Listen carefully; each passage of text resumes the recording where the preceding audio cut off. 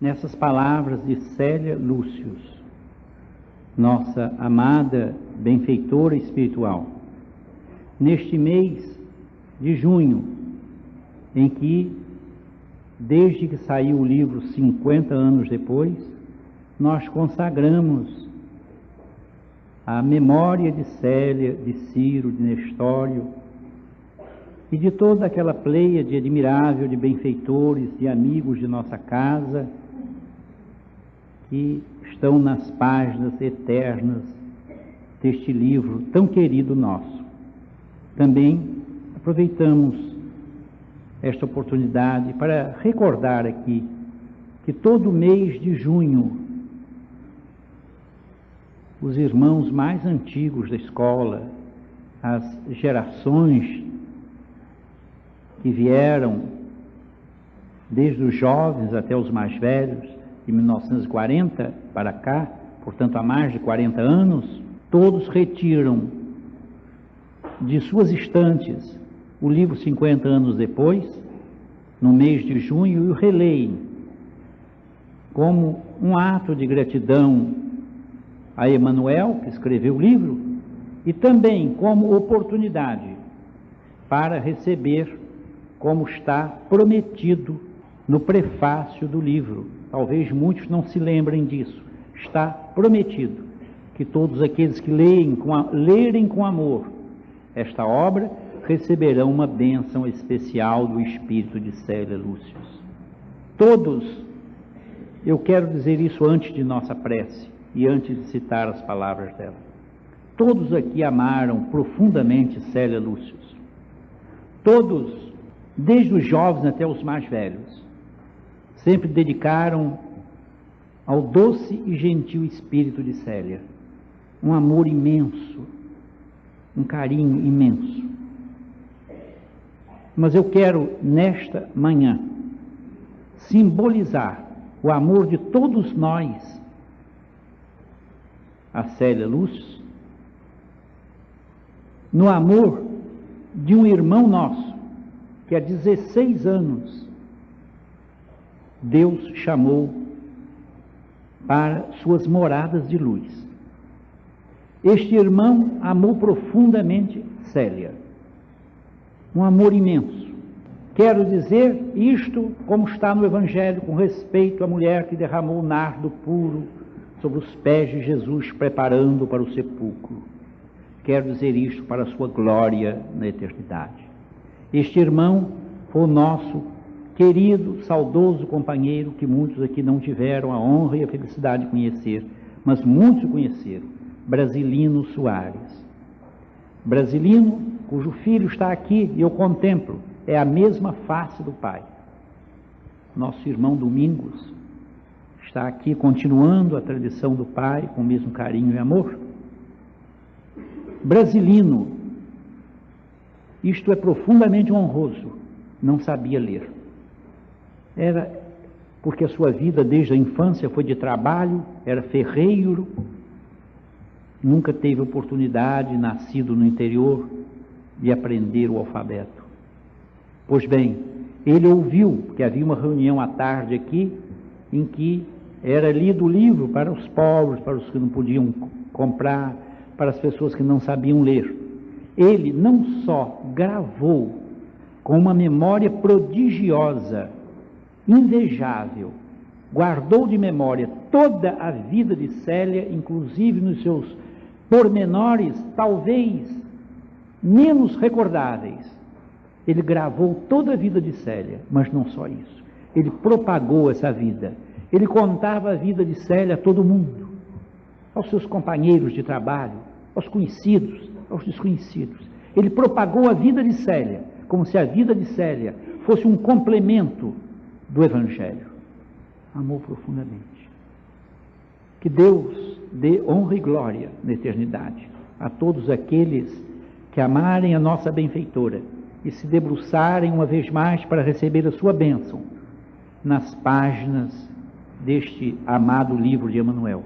E ao nosso irmão Brasilino, aqui na presença de seu filho, que veio à escola depois de uma longa luta, de uma longa ausência, justamente no primeiro domingo do dia de Célia, nós enviamos um pensamento de amor e de saudade por tudo que ele fez de bom para os pobres, para as criancinhas da Casa da Criança, para os irmãos necessitados, pela alegria comunicante que ele sempre transmitiu a todos nós, com o seu exemplo, com o seu carinho, com a sua fé.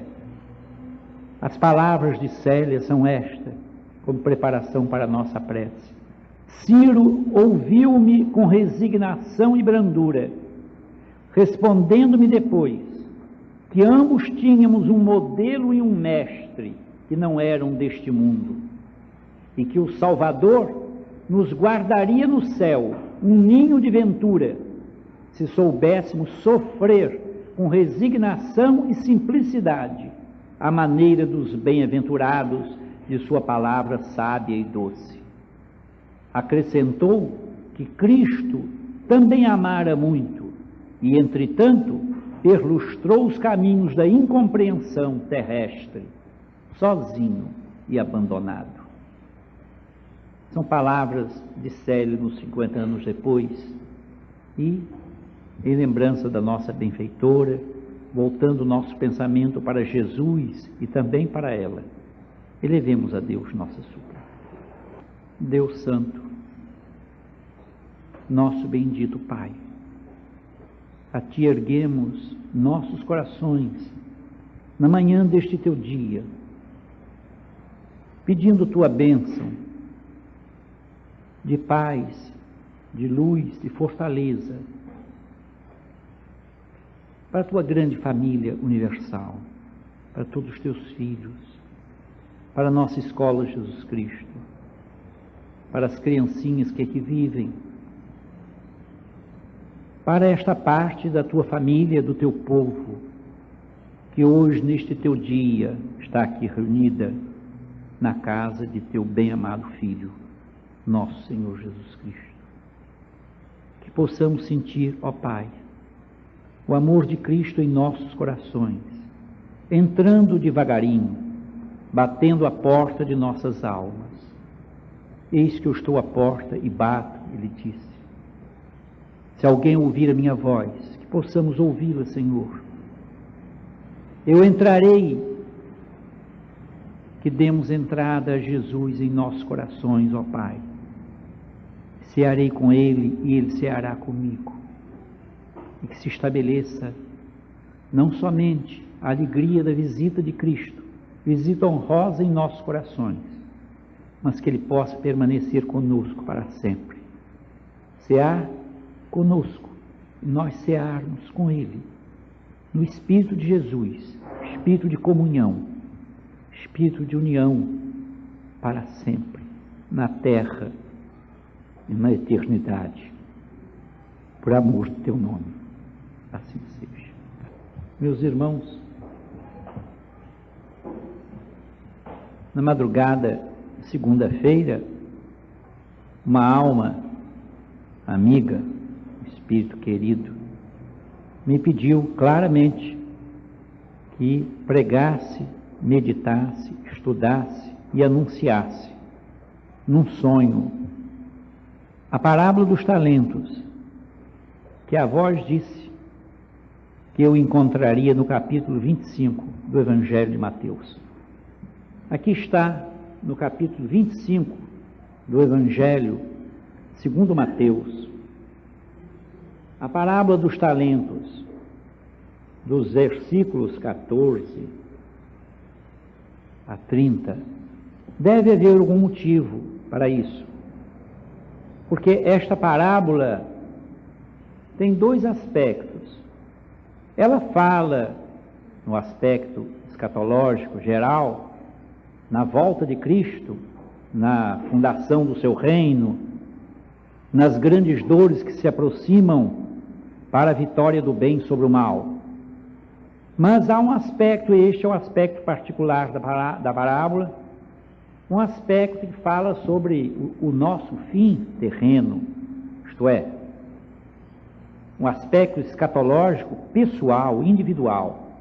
É sob esse aspecto debaixo dessa visão e dessa perspectiva escatológica, individual, pessoal, sobre os nossos dias terrenos e a nossa chegada, bem ou mal, ao mundo dos espíritos, as moradas de Jesus, as muitas mansões da casa de nosso Pai, ao grande além. É sobre isto que nos fala a parábola. Para me certificar de que o sonho não era enganoso, um sonho tolo como tantos que a gente tem. Ontem à noite eu abri o meu Novo Testamento, seguido de Salmos, um volumezinho pequeno que a gente carrega no bolso. Abri e caiu um salmo de Davi, que diz assim: a vida do homem, em geral, não passa de 70 anos. Mas, para aqueles mais robustos, que conseguem chegar aos 80, a maior parte desse tempo é de cansaço, de tristeza e de enfado. Que Deus nos ajude a transformar os nossos dias, a dignificar os nossos dias da vida terrena, para que alcancemos corações sábios. Esta é a palavra de Davi. E eu então tive certeza de que não tive um sonho tolo, como tantos que tenho tido, e todos naturalmente têm sonhos inexpressivos, naturalmente ligados a ideias terrenas. Sonhos, o Dr. Bezerra de Menezes chama sonhos fisiológicos, sem maior importância. Eu acredito que esta parábola tenha muita importância para nós. É a quinta parábola entre os últimos discursos que Jesus fez na terra, antes daquela descrição, que também pode ser parábola ou metáfora do juízo final, em que ele estabelece que só o amor, a caridade feita do coração para coração, feita com espírito fraterno, sem exibicionismo algum, sem nenhum interesse pessoal, sem nenhuma característica promocional tão comum nos nossos dias. O puro amor que Cristo nos exemplificou. Esta parábola nos predispõe à parábola do juízo final, a compreensão daquilo que tem sido tantas vezes repetido aqui. Eu estava com fome e me deste de comer. Eu estava com sede e me deste de beber. Estava nu e me vestiste. Era estrangeiro e me hospedastes. Estava doente e me fostes ver.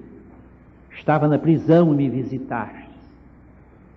E as almas, diante do juízo final, diante de algum quadro acima da nossa compreensão humana no momento, estas almas dirão ao Senhor: Senhor, quando que nós te vimos com fome e te demos de comer? Ou com sede te demos de beber? Ou nu e te vestimos? Ou na prisão te visitamos? Ou doente te fomos ver? Ou estrangeiro te recebemos? Então o rei dirá abertamente: toda vez que fizestes qualquer uma destas coisas aos meus irmãos mais pequeninos, foi a mim que fizeste. E também o rei dirá à sua esquerda: eu estava com fome e não me deste de comer. Estava com sede e não me deste de beber. Estava nu e não me vestiste. Estive doente e não me visitaste. Era estrangeiro e não me hospedaste. Estava na prisão e não me fostes ver.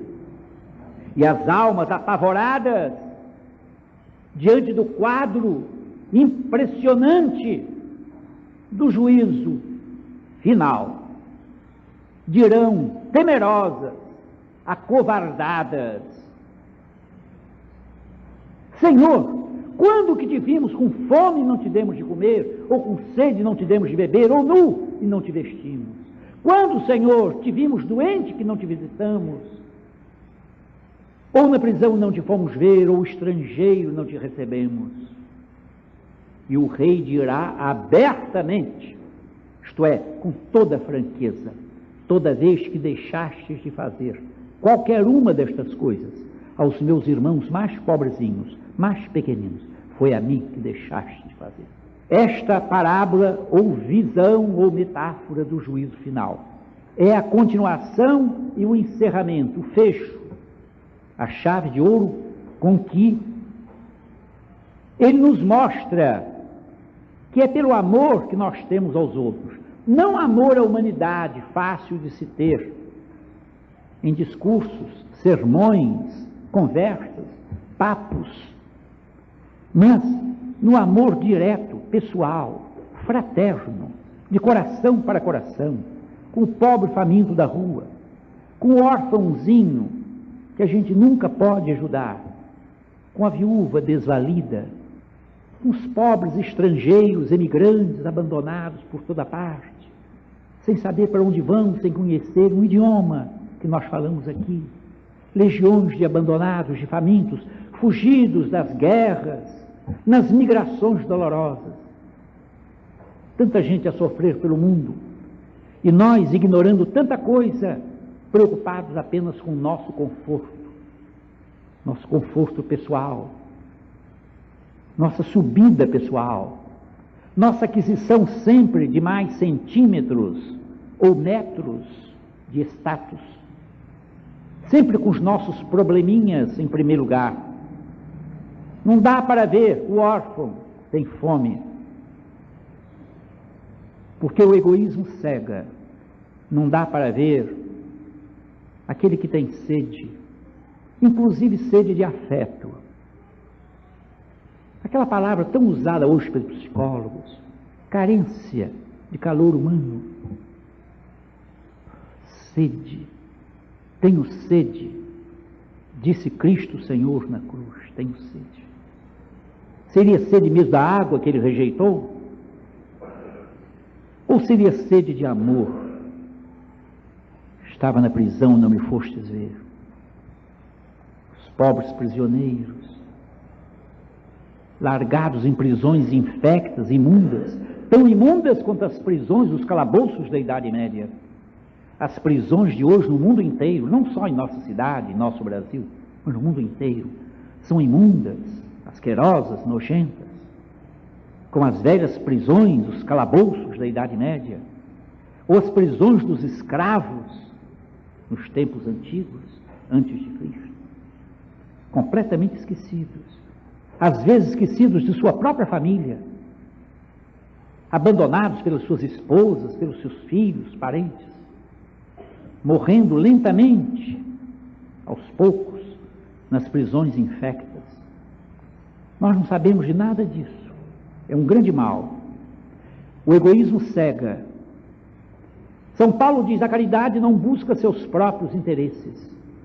Ainda que eu desse meu corpo para ser queimado, se não tivesse caridade, não tivesse amor, nada disso me aproveitaria. Ainda que eu desse toda a minha fortuna para os pobres, se não tivesse amor no coração, nada disso me adiantaria. O amor é benigno, o amor não busca seus próprios interesses. Nós não fazemos outra coisa senão buscar os nossos próprios interesses. E esquecemos então os famintos, esquecemos os pobrezinhos de Jesus, e esquecemos sobretudo que estamos regidos por uma lei, que um dia não vamos fazer interpretação sobre a escatologia do juízo final. Nem todos estão preparados para crer. Muitos estão preparados para discutir, para negar, para usar o seu raciocínio e negar. Muitos estão preparados para espiritualizar as palavras de Jesus. Dizer, ele não queria dizer isso, ele queria dizer isto. Isto é, aquilo que me convém mais, aquilo que me interessa, aquilo que não me fere tanto, aquilo que me deixa no meu conforto, no meu luxo, na minha vaidade, nas minhas aspirações mundanas. Nós queremos que o Evangelho se adapte ao nosso egoísmo, não queremos vencer o nosso egoísmo adaptando-nos ao espírito do Evangelho.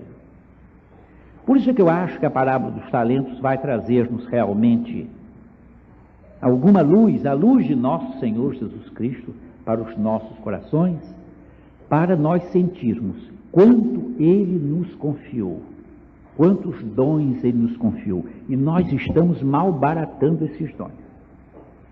Ele nos deu riquezas imensas. A parábola diz isto, já vou mostrar. E nós não sentimos mas não sentimos. Vamos à parábola e depois provar por que nós não sentimos. A parábola dos talentos.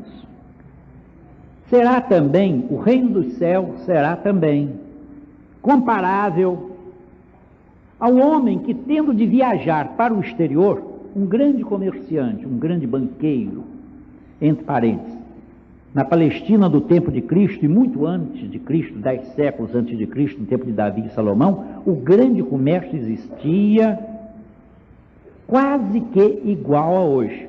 Não havia Fundo Monetário Internacional, não havia multinacionais, mas havia banqueiros que faziam um grande comércio de exportação e de exportação. Havia aplicação de grandes capitais, mas grandíssimos capitais em investimentos. Havia aplicação de capitais em empréstimos para juros vultuosíssimos, imensos, muito maiores que as leis do mundo permitem hoje. Então, o emprego de capital, a riqueza, o capitalismo era muito mais forte, em que até os reis, como Davi e Salomão, se assemelharam àquilo que, no dizer dos marxistas, erradamente, só veio aparecer no início dos tempos modernos. A concentração capitalista, dando origem aos estados nacionais, porque a burguesia mercantil da Idade Média se enriqueceu, juntou-se com os reis e criou o capitalismo e os estados nacionais. É um engano. Já existia burguesia capitalista, já existia capitalismo concentrado no tempo de Davi e Salomão, no tempo de Jesus, muita riqueza. E é sobre esse tipo de riqueza que Jesus fala a parábola. Muita riqueza. Salomão e Davi faziam grandes negócios com os fenícios, negócios de cavalos, vendiam cavalos, eram grandes comerciantes, aparece como reis apenas, eram grandes comerciantes de alto coturno, ganhando milhões e milhões de ciclos hebraicos ou de dracmas gregas, grandes comerciantes, comércio marítimo muito grande pelo Mediterrâneo, tudo com o apoio do governo de Israel. Os gregos viam tão grande o comércio no mundo oriental, na bacia do Mediterrâneo, que criaram uma palavra que ficou até hoje: monopolés. Monopolés. Era o comerciante que monopolizava tudo, comprava todo o trigo de grandes plantações, para depois vender a retalho, vender aos poucos e ganhar fortunas incalculáveis. Os monopolizadores, isto é, noutra linguagem, as multinacionais dos nossos dias. Por isso é que Salomão, que foi um dos grandes comerciantes, reis comerciantes, dizia: não há nada de novo debaixo do sol. Capitalismo, concentração capitalista, marxismo, querendo inventar coisas, essas coisas todas já haviam sido inventadas e executadas 1000 anos antes de Cristo. E é sobre essa realidade da ganância imensa, é sobre essa realidade do capitalismo ganancioso, da riqueza sórdida, do desejo incontido de amontoar riquezas. Os israelenses vendiam trigo, perfumes, cereais em abundância. A Palestina era pródiga em cereais, tâmaras, frutos, em troca do que os fenícios lhe podiam fornecer, tecidos luxuosos, outros perfumes, bronze, ferro, navios. Então, comércio interior e exterior. É sobre esse grande comércio que Jesus viu no seu tempo. Os grandes comerciantes, os grandes monopolizadores, compravam tudo, monopolizavam tudo. A palavra ficou na nossa língua: monopólio, monopolés. Era o comerciante, como o grego chamava o oriental, que comprava tudo para depois ganhar milhões de ciclos, milhões de dracmas, milhões de denários, milhões de talentos. Talento valia 6.000 dracmas. Era uma coisa incalculável. Basta dizer, com uma dracma só, uma dracma, a pessoa podia comprar uma ovelha. Com 5 dracmas comprava um boi. Um talento valia 6.000 dracmas. Quer dizer, um rebanho de 6.000 ovelhas. E Jesus fala aqui que o primeiro empregado recebeu 5 talentos, 30.000 dracmas, 30.000 ovelhas. É uma coisa incalculável se nós quiséssemos cambiar isso ao câmbio do dia. O que queremos mostrar é que Jesus, nosso mestre, disse que nós fomos doados pelo Pai Celeste com riquezas imensas. Vamos ler a parábola. O reino dos céus é comparável a um homem, um grande comerciante, que tendo que viajar para o exterior, a Epístola de Tiago fala daqueles que viajam para o exterior, levam um ano no exterior fazendo monopolé, para depois trazer muita coisa e ganhar dinheiro. É o comércio de importação e de exportação. Aqui é uma parábola que mostra, de um lado, o grande desejo de um homem da terra enriquecer. E Cristo pedindo que cada um de nós faça a mesma coisa para o reino de Deus. O mesmo desejo de purificação, de aperfeiçoamento da alma, com tanta ânsia e com tanta ganância, diríamos hoje, para usar uma palavra do nosso tempo, com tanta garra, quanto o homem do mundo faz para melhorar seu status econômico. Ninguém se conforma hoje em ser pobrinho. A pessoa mais pobrinha quer parecer burguesinha, ricazinha. Antigamente a gente distinguia na rua a filha, digamos, de um alto funcionário do banco, de um grande doutor, e a cozinheirinha. Hoje não, ambas se vestem do mesmo modo, porque todo o dinheiro da cozinheirinha vai para os vestidos, para as boutiques, para 5 anéis ou 4 pelo menos, para cada dedo, brinquinhos, ouro, muito ouro. Enfim, a vaidade e o luxo. A parábola fala sobre isso. É uma parábola muito franca, porque Jesus era franco. Não é uma parábola que quer tapear ninguém, enganar ninguém. Quer mostrar-nos a nossa realidade e a nossa loucura. Duas coisas o Cristo quer mostrar: a realidade humana e a nossa loucura.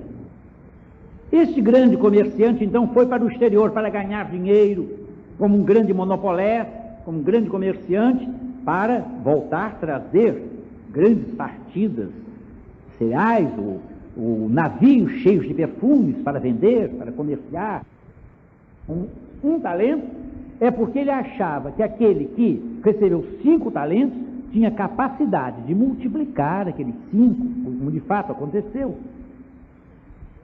Gerir bem a sua fortuna na sua ausência. Aquele que tinha menos capacidade deu 1 talento. Então Deus reconhece a nossa capacidade. Deus não pede a nenhum de nós nada acima de nossa capacidade. Nenhum espírito se encarna na terra para fazer alguma coisa além de sua capacidade. A palavra de Cristo, Senhor, é muito clara: a cada um segundo sua capacidade. Ninguém pede a uma pessoa nova no conhecimento do Evangelho que pratique atos de sacrifício dignos de um apóstolo Pedro ou de um apóstolo Paulo. Ninguém pede a um jovem que mal está iniciando os seus passos no conhecimento da Escritura que possa ter uma missão igual a que Allan Kardec teve no mundo. Nem Deus pede a uma pessoa de pouco conhecimento espiritual, de poucas possibilidades, que possa entender, sentir as divinas noures de onde Pietro Baldi recebeu, sentiu a grande síntese. A cada um é dado de acordo com a sua capacidade. Deus não pede nada além de nossas forças. A sabedoria popular é muito clara quando diz que ninguém carrega uma cruz acima de suas forças. Agora vamos ver o que fizeram esses 3 grandes empregados. O homem partiu, monopolés partiu para fazer negócios, ganhar mais, fazer monopólio, comprar muita coisa. Imediatamente o que recebeu 5 talentos saiu e negociou com ele, ganhando outros 5. Isto é, foi negociar com os banqueiros. Havia juros extorsivos. Um oriental agiota disse assim: Moisés proibiu a agiotagem, porque Moisés não sabia. Ele fazia 100%, não 5% nem 10%, 100%. Porque Moisés não sabia como se pode ganhar com a agiotagem. Contra o próprio legislador. Como as pessoas enriquecem com a agiotagem. Isto é, com a exploração do trabalho do próximo, do sangue do próximo, do suor do próximo. Foi aquilo que o grande padre Antônio Vieira já verberava corajosamente no seu famoso sermão da 60ª. Deus disse para cada um comer o seu pão com o suor do seu osso. Mas muitos de vós, disse ele, vibrante e corajoso, muitos de vós comeis o pão dos outros com o suor do rosto alheio.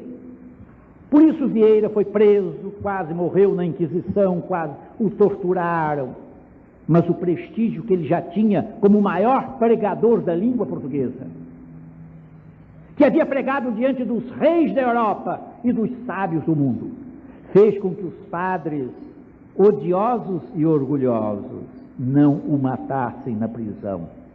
A palavra foi dita, foi repetida, sermão da 60ª.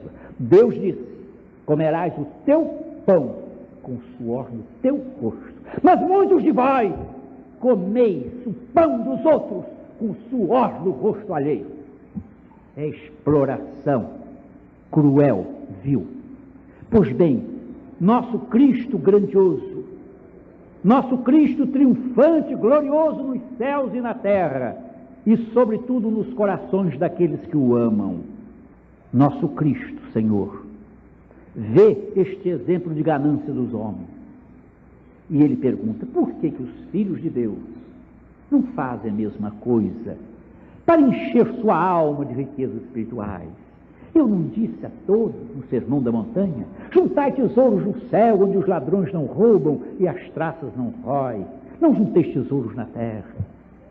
Noutra parábola ele diz: os filhos das trevas são mais sábios na sua loucura que os filhos da luz. Os homens do mundo trabalham melhor com a cabeça, com a massa cinzenta, com a dura báter, do que nós, filhos do Evangelho. Como é triste.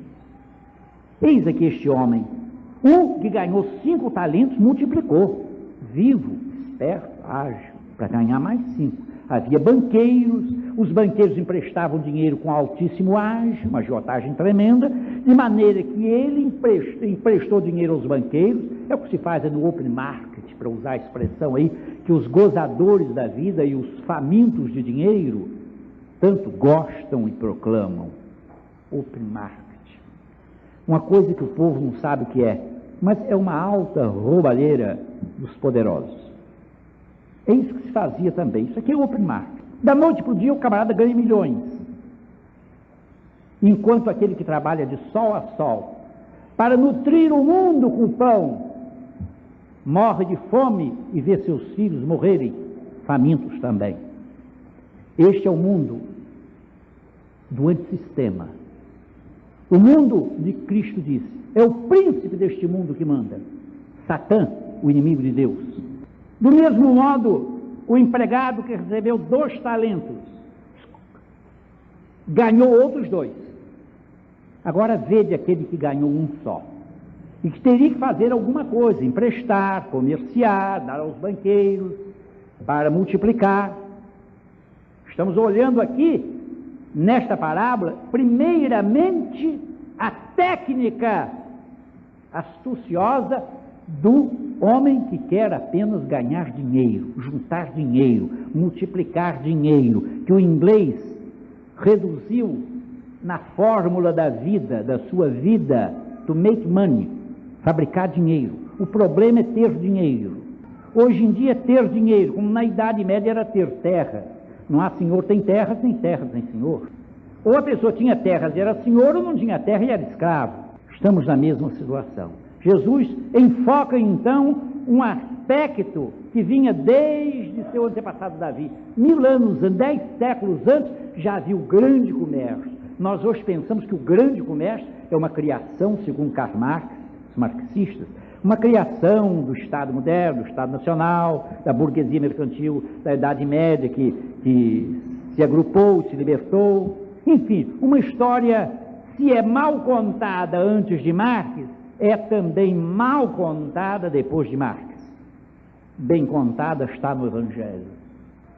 O homem voltou, monopolé, fez lá suas compras, seus monopólios, trouxe seu navio carregado de metais preciosos, de perfumarias de Tiro e de Sidom, e voltou para sua terra, rico, para comerciar, ganhar milhões e milhões de ciclos, talentos, riquezas, ouro e prata.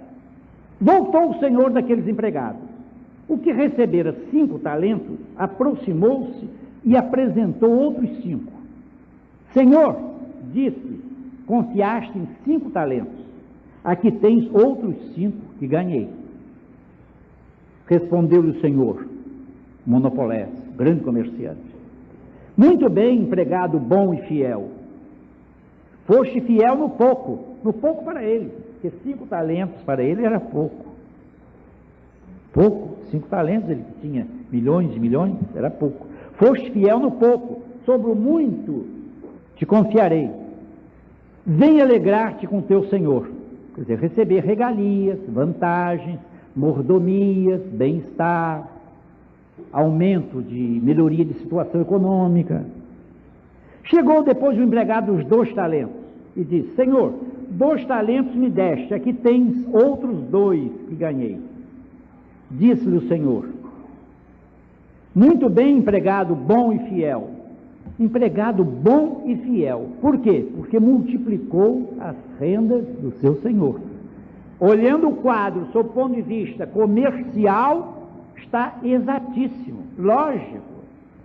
Se o empregado recebeu 5 talentos e usou os meios que tinha à disposição, bancos, banqueiros, agiotas, comércio exterior, comércio interior, exportação, importação, para multiplicar, e ganhou outros 5 talentos, 6.000 dracmas viraram 12.000 dracmas, é um empregado bom e fiel, que está a serviço do seu senhor, do seu patrão. A classificação de Cristo na parábola é essa: empregado bom e fiel. Agora, aquele que ganhou um só, segundo a sua capacidade, não tinha possibilidade, talvez não tivesse muito tino comercial, muita inteligência ou muitas possibilidades, fosse algo doente, sem possibilidade de muita movimentação, enfim, o Senhor deu a cada um segundo sua capacidade. É importante observar esta palavra, segundo sua capacidade. Aproximou-se o que recebeu apenas 1 talento e disse: Senhor, vede a dureza deste homem. Recebeu 1, era menos capaz. O Senhor teve compreensão disso, foi compreensivo com ele. Este não pode muito, ou porque é doente, ou porque não é muito inteligente, ou porque tem família numerosa e não pode cuidar de muita coisa. Então deu 1 talento para ele multiplicar, para ele trabalhar. Ele, em vez de reconhecer que naquela escolha, naquela deliberação do seu patrão de lhe dar apenas 1 talento, estava o espírito de compreensão, segundo sua capacidade, não, ele foi indelicado, foi bruto com seu patrão, foi grosseiro, mas grosseiro mesmo. Veja o que ele disse, aquele que recebeu 1 talento. Aproximou-se que recebeu apenas 1 talento e disse: Senhor, sei que és homem duro, que desejas colher onde não semeaste. Ofensa mesmo grossa. Dizer que alguém deseja colher onde não semeou, e desejas recolher onde não espalhaste. Por isso tive medo, e fui esconder o teu talento na terra. Aqui tens o que é teu. E entregou o peso. Talento era peso e ao mesmo tempo moeda, 40 quilos de prata ou de ouro. Talento. Entregou, escondeu a peça debaixo da terra e entregou o patrão. Sei que és duro. Além do Senhor ter sido compreensivo com ele, qualquer que seja o motivo, doença, família grande, dificuldade, ele ainda, como resposta, entregou o que era seu e ainda foi estúpido com seu patrão. É bom observar isso. Respondeu o Senhor: empregado mau e preguiçoso. Mau e preguiçoso. Por que mau? Por que o Evangelho chama-se empregado de mau, se ele não fez maldade nenhuma? Ele até guardou o dinheiro do patrão, talento está debaixo da terra, para ninguém roubar. Como é que pode ser mau? É que no espírito do Evangelho, como no espírito de toda filosofia, a maldade não consiste somente na prática do mal, mas também na ausência da prática do bem.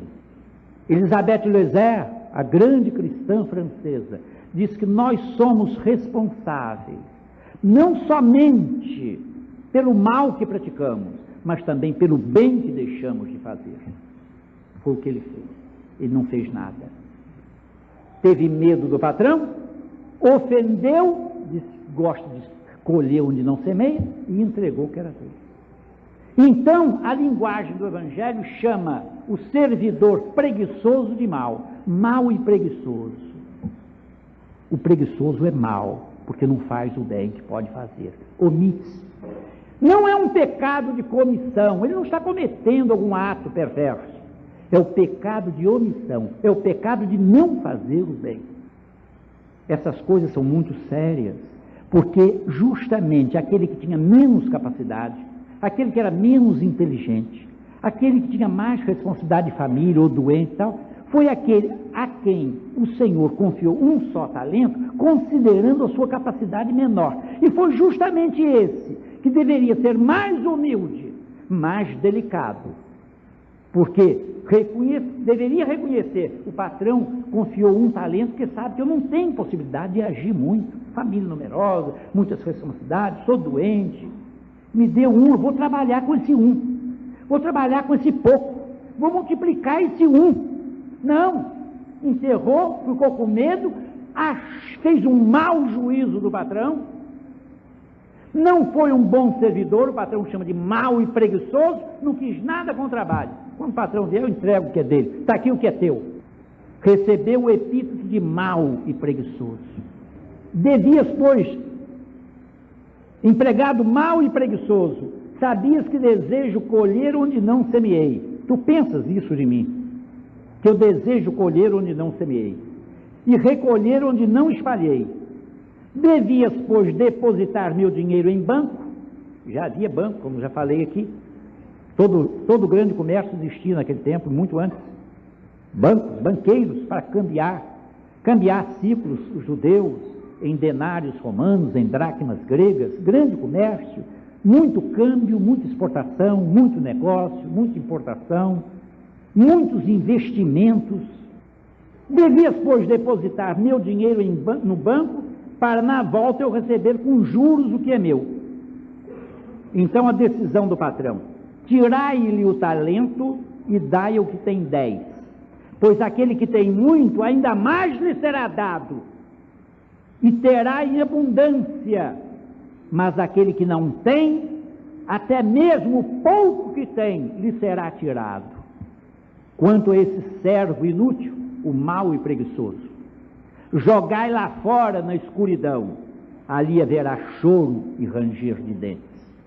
Essa é a quinta parábola que antecede a metáfora do juízo final. É a quinta parábola sobre a vigilância, sobre o nosso dever aqui na terra. Agora, transformando os talentos, que são os talentos? Transformando a parábola, quer dizer, a história comercial, a história da vida econômica do seu tempo em Israel, em parábola espiritual para as nossas almas. O que quer dizer isto? Quer dizer que Deus, o doador de todos os bens, nos dá a todos nós. Aqui estão 3, porque 3 é o símbolo da perfeição. O universo é trino, a grande síntese explica, tudo é trifásico, é tríplice, é trino, é trinitário. De Deus até o nosso organismo, corpo, alma, perispírito. Tudo é trinitário no universo. O que é que Deus faz? De acordo com a capacidade de cada alma, veja a divina bondade, como funciona, como se exerce nossa vida. De acordo com a capacidade de cada alma, isto é, com o grau de evolução de cada espírito, Deus lhe dá determinados dons. O maior desses dons é a sua graça, seu auxílio, sua proteção, sua luz, para todos. Infelizmente, nós não reconhecemos isto. Há muitas pessoas que nem sabem o que significa a palavra graça divina, providência divina. Muitos não creem nisso, só creem nas coisas que veem, nas realidades objetivas, nas realidades sonoras, metálicas. A graça é o maior de todos os talentos, a proteção divina, o cuidado que Deus tem com cada um de nós. Como disse Blaise Pascal, Deus cuida de mim como se só eu existisse para Ele, fosse seu único filho. Que fé imensa! E ele achava que a sua fé ainda não era grande, mas ele confiava profundamente na graça de Deus. Deus cuida de cada um de nós, escreve ele nos seus gloriosos pensamentos, como se tivesse apenas um para cuidar, como se fosse o pai ou a mãe de um filhinho único, Então tudo é para aquele filho único. É o filhinho mimado, o filhinho querido, é o filho único, tudo para ele. Que beleza de interpretação do grande Blaise Pascal, que abandonou filosofia, geometria, matemática, glórias do mundo, para apenas procurar pensar e seguir e entregar o coração a Jesus Cristo, nosso Senhor. E ele sentia, escreve ainda nos seus pensamentos gloriosos, que uma gotícula, uma partícula infinitesimal daquele sangue derramado na cruz foi para salvá-lo. Aquele sangue que Jesus derramou abundantemente na cruz do Calvário, uma parte infinitesimal, uma gotícula, foi para mim, e ele se gloriava.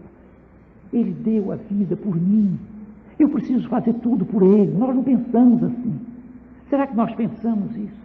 Ele desceu do céu, onde era rico, poderoso. Diz São Paulo, ele era rico e se fez pobre, para que pela sua pobreza nós nos enriquecêssemos da graça de Deus.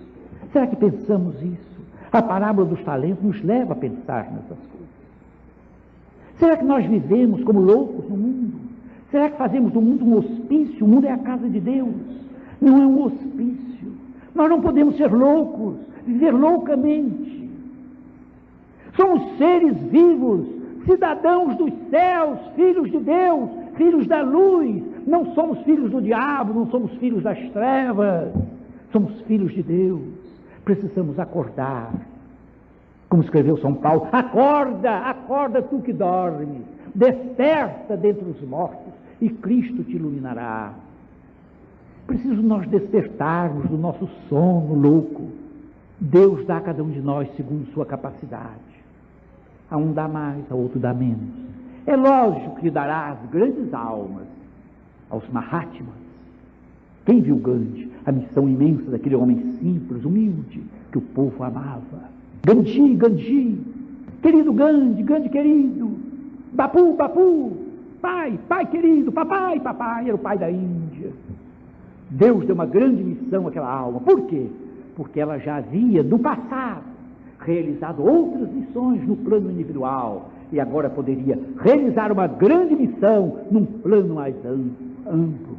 Ele que havia conquistado forças para si mesmo, agora vinha dar um exemplo grande de forças ao povo e realizar a salvação de sua pátria, a libertação de sua pátria, uma grande missão. Lógico que nem todos têm a missão de libertadores de sua pátria, nem todos são Gandhis, nem todos são Sadhujis, nem todos são apóstolos, mas cada um de nós tem uma pequena tarefa a cumprir neste mundo. Está lá numa mensagem muito bela do Evangelho segundo o Espiritismo. Cada um de vós tem uma pequena ou maior tarefa a exercer da terra, seja dedicando-vos à obra espiritual, à vossa família ou a qualquer outra coisa que Deus vos destinou. Qualquer outra coisa. Não importa o tamanho da tarefa. Não é preciso libertar a Índia para cumprir a tarefa. Não é preciso libertar o Brasil ou pátria alguma. Não é preciso ser um herói como Tiradentes ou como Gandhi para ser. Cada um recebe uma parte. E é preciso cada um não enterrar esse talento. Quais são os talentos que Deus nos concede? Em primeiro lugar, a sua graça animadora, a sua força. A luz do sol da justiça é o sol divino que nos anima. Como a vida na terra não pode existir sem o sol, a vida do homem não pode existir sem a graça de Deus. E nós esquecemos isso, infelizmente. Vivemos como loucos. Louco, diz Jesus noutra parábola. Hoje pedirão a tua alma, e aquilo que juntaste de riqueza na terra, para quem será? É Cristo que chama o homem que esquece a vida eterna de louco. Por isso eu acho que é loucura. Nós estamos vivendo uma loucura. Estamos transformando o mundo num hospício. É preciso acordarmos. Desperta, tu que dormes. Levanta-te dentre os mortos e Cristo te iluminará, diz São Paulo. Os dons são estes, meus amigos. Os dons são estes. Uns têm dinheiro. Já vimos aqui na parábola do juízo final. Tudo que deixaste de fazer a qualquer um desses meus irmãos mais pequeninos, foi a mim que deixaste. Depois das 5 parábolas sobre a vigilância, que estão nos capítulos finais de Mateus, Cristo mostra qual é a lei sobre a qual ele vai basear o juízo para cada um de nós. É o amor. Não o amor, palavra prostituta. Não o amor, palavra deteriorada. Não o amor interesseiro. Não o amor vulgar. Aquele amor espiritual do Evangelho. Amor, como está no Evangelho, agapé. Amor espiritual. Amor de alma para alma. Amar. Porque amamos aquilo que Deus criou. Cada árvore, cada borboleta, cada florzinha do campo, cada estrela do céu, cada homem, nosso companheiro de viagem planetária, rumo à casa celestial. Cada um é obra de Deus. E nós precisamos amar as flores, as crianças, as criaturas, a terra, o sol, o irmão vento, a irmã terra, a irmã lua, o irmão sol. Amar tudo, porque tudo é obra da mão de nosso Pai. Obra de Deus. Amar tudo em Deus. Isto é, amar com pureza, com sentimento, sem velhacaria, sem espírito de adultério, sem profanação, sem prostituição, sem aquela pior das prostituições, que a grande síntese nos mostra, que a pior das prostituições é a prostituição do espírito. Amor puro, agapé. Pedro, tu me amas? Amo, Senhor. Tu sabes todas as coisas. Tu sabes que eu te amo. É o amor de coração para coração. É o amor sem mancha. É o amor que não cheira mal. É o amor que perfuma, é o amor que clareia.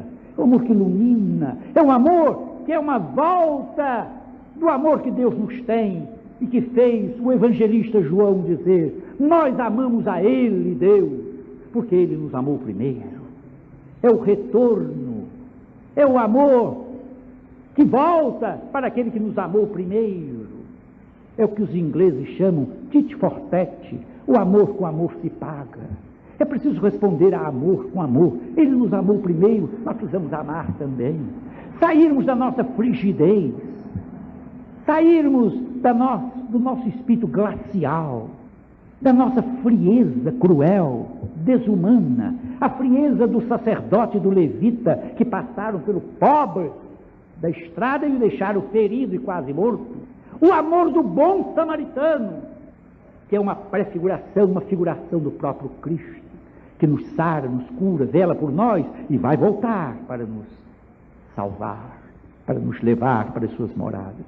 Cada um de nós, meus amigos, tem dons que Deus deu. Uns inteligência, outros dinheiro, outros poder, outros conhecimento. É preciso multiplicar isso para bem das almas, para ajudar os outros, aos pequeninos, sobretudo, a quem Jesus amou e ama de maneira muito especial. Porque ele fala, no juízo final, dos meus irmãos mais pequeninos. Não fala dos orgulhosos. Nós não temos propriamente que amar os orgulhosos. Nós oramos por eles, pedimos a Deus que os ilumine. Mas quando Jesus pede e se considera receptor das graças e dos bens, ele diz: eu estava com fome e me deste comer, estava com sede e me deste beber. Tudo que fiz, quando fizeste qualquer uma dessas coisas aos meus irmãos mais pequeninos. Quem são os irmãos mais pequeninos? São os pobrezinhos, abandonados e esquecidos, esmolando na rua, pedindo um pedaço de pão dormido nas casas e recebendo como resposta: não tem nada não. E a dona casa dizendo: sai, não tem nada hoje, não tem nada. Uma pobre mulher em farrapos no inverno pedindo um pedaço de pano de flanela para agasalhar o filhinho. Não tem nada não, hoje não tem nada, hoje é todo dia, dia nenhum tem nada, para os orgulhosos, para os egoístas. O hoje quer dizer todo dia, quer dizer sempre. Eu estava com fome, me deste comer. Toda vez que fizeste qualquer uma dessas coisas, qualquer um gesto de caridade, qualquer um ato de amor, qualquer sorriso de bondade,